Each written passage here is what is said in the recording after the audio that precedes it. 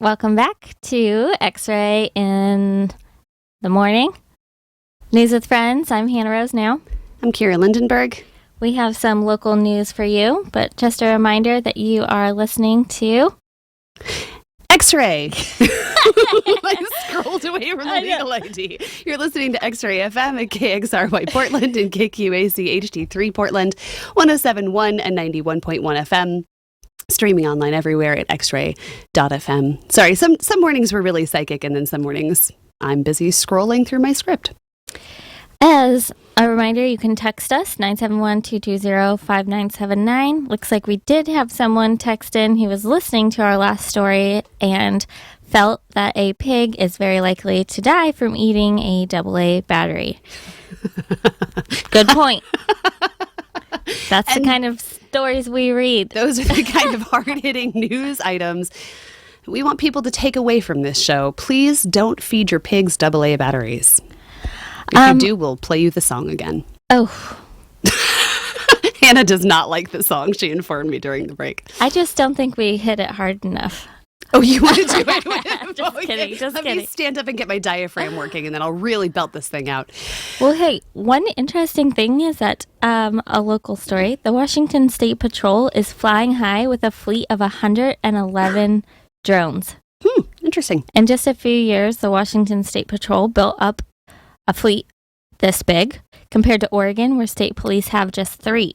The state police say their drones are used to investigate crashes and not for surveillance.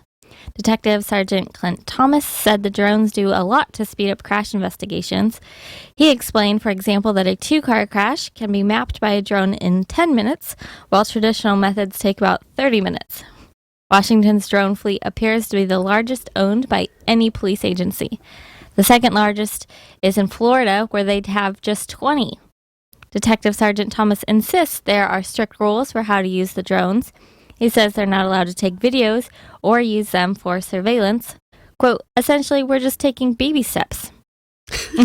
Towards full world drone armies. Sure. The ACLU of Washington has some concerns, of course. Technology and Liberty Director Shankar Narayan said greater transparency is needed and, quote, mission creep is possible. Even if Washington State Patrol has the best policy in the world, an average person has no recourse in order to enforce it, Narayan said. Oregon and Idaho both have laws regulating how drones can be used, but Washington doesn't. In 2014, lawmakers could not come to terms with Governor Jay Inslee over establishing policy for the use of state-owned drones. This is such a fascinating issue. Because the drones themselves, like, okay, fine. But 111? Yeah. I mean, it's not really that many if you think about, like, if it's patrolling the entire... I mean, that is a lot, where the second biggest is Florida with just 20. It's a lot. It's a lot.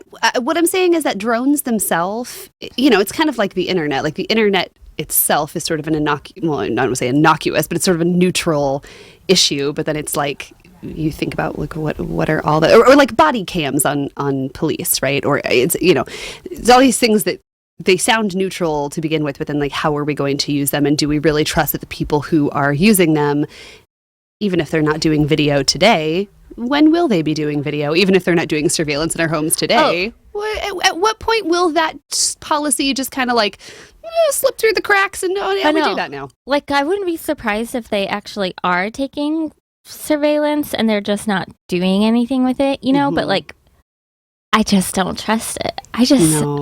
No, and it's not like we have like... And like, where did they get 111 drones? Who paid for them? Probably like Radio Shack or something.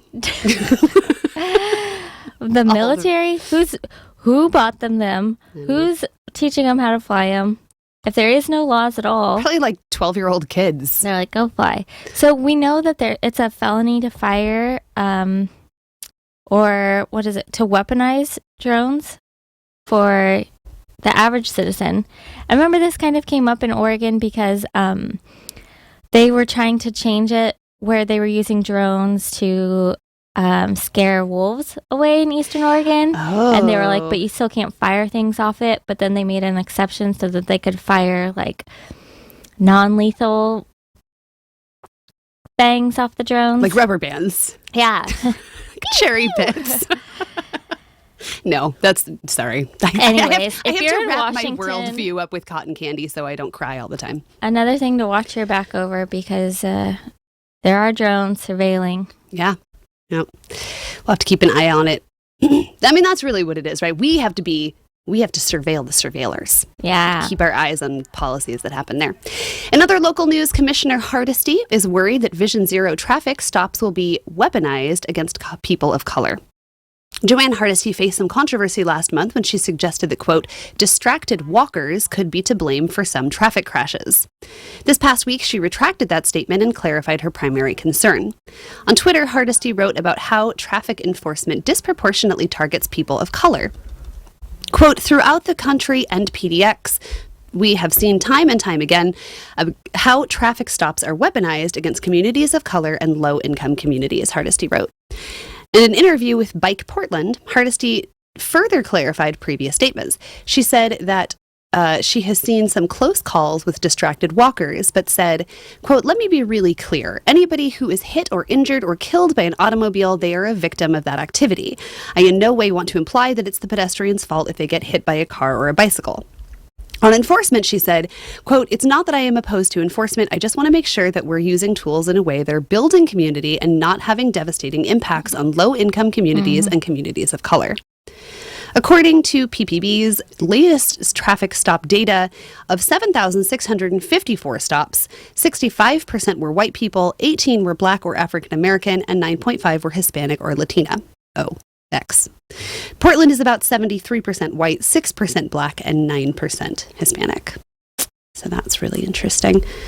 What a straight... I mean, I don't know the history of that back and forth, but first of all, it's an interesting thing to attack Joanne Hardesty on saying that distracted walkers have some blame in... And I don't want to be caught in this controversy either. I mean, like, yes, of course, if you are driving a 2,000-pound vehicle, you have a lot more responsibility to watch the road and make sure that you are not hitting people with that 2,000-pound vehicle than someone who's just walking down the sidewalk. But I also think it's important that we talk about, like,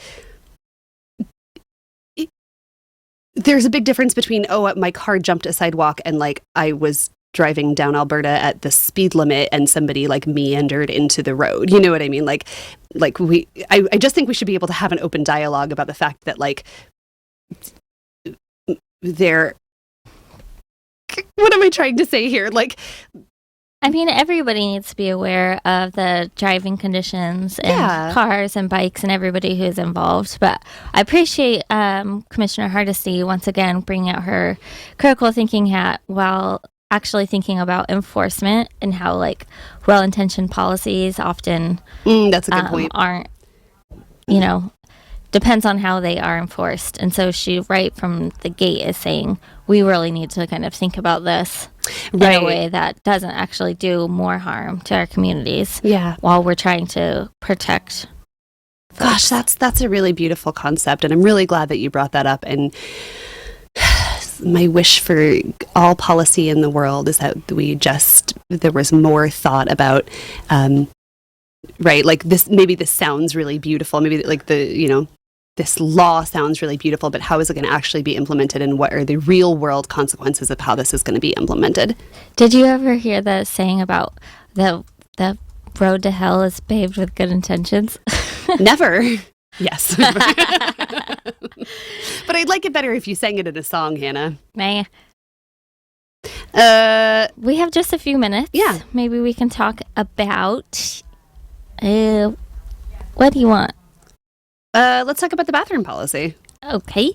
A bathroom policy at the Oregon School District is in the Ninth Circuit Court. The Dallas School District allows transgender students to use the bathroom and locker room that matches their gender identity. A group of parents sued, saying it violated the privacy rights of other students, but their case was thrown out by a lower court judge last year. Now, those parents are at the Ninth Circuit Court. They say the policy violates Title IX by turning locker rooms and restrooms into, quote, sexually harassing environments. Lawyers from the ACLU and the LGBTQ advocacy group Basic Rights Oregon are attending oral arguments. They say that not allowing transgender students to use the facilities that match their gender identities would be discriminatory. Students concerned about their privacy could change in individual toilet stalls in the locker rooms if desired.